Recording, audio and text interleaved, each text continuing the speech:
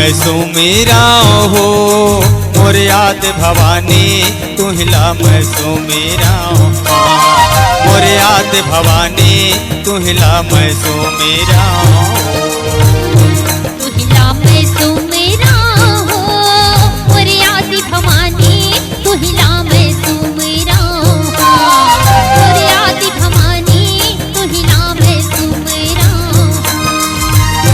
जय होवे जय होवे जय होवे जय होवे तो याद भवानी तुहिला मैं सुमिराऊं मोर याद भवानी तुहिला मैं सुमिराऊं।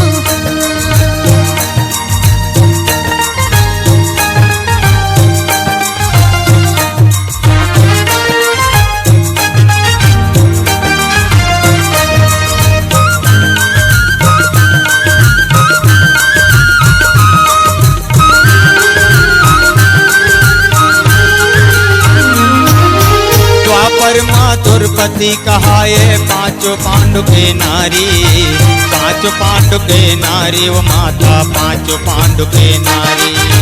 द्वापर माँ द्रौपदी कहाए पांचों पांडु के नारी पांचों पांडु के नारी हो मैया पांचों पांडु के नारी। हाँ पांचों पांडु के नारी वो माता पांचों पांडु के नारी। द्वापर माँ द्रौपदी कहाए पांचों पांडु के नारी। पांचों पांडु के नारी हो मैया पांचों पांडु के नारी। द्वापर माँ द्रौपदी कहाए पांचों पांडु के नारी।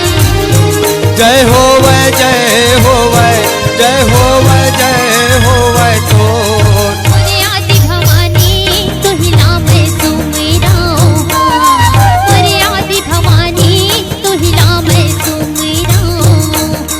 मोरे याद भवानी तुहिला मैं सुमिराऊं मोरे याद भवानी तुहिला मैं सुमिराऊं।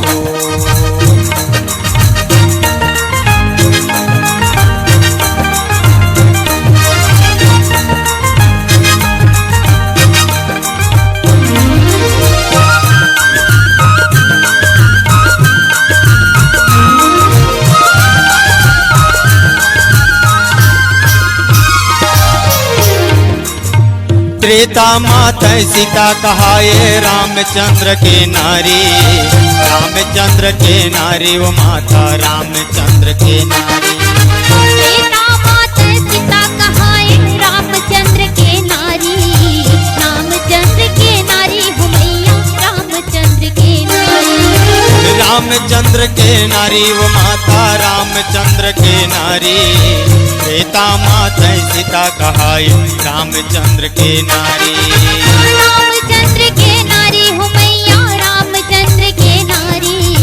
त्रेता माता सीता कहाए रामचंद्र के नारी। जय होवे जय होवे जय होवे जय होवे तो मोरे आदि भवानी तुहिला मैं सुमिराऊं मोरे आदि भवानी तुहिला मैं सुमिराऊं। मोरे याद भवानी तुहिला मैं सुमिराऊं मोरे याद भवानी तुहिला मैं सुमिराऊं।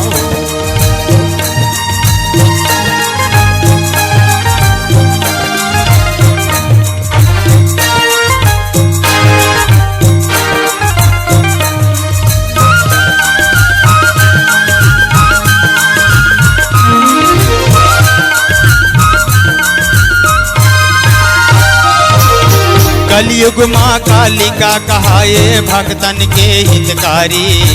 कलयुग माँ कालिका कहाए भक्तन के हितकारी। कलयुग माँ कालिका कहाए भक्तन के हितकारी। कलयुग माँ कालिका कहाए भक्तन के हितकारी। भक्तन के हितकारी भवानी मोर भक्तन के हितकारी। कलयुग माँ कालिका कहाए भक्तन के हितकारी। भक्तन के हितकारी हो माई मोर भक्तन के हितकारी। कलयुग माँ कालिका कहाए भक्तन के हितकारी। जय होवे जय होवे जय होवे जय होवे तो मोरे आदि भवानी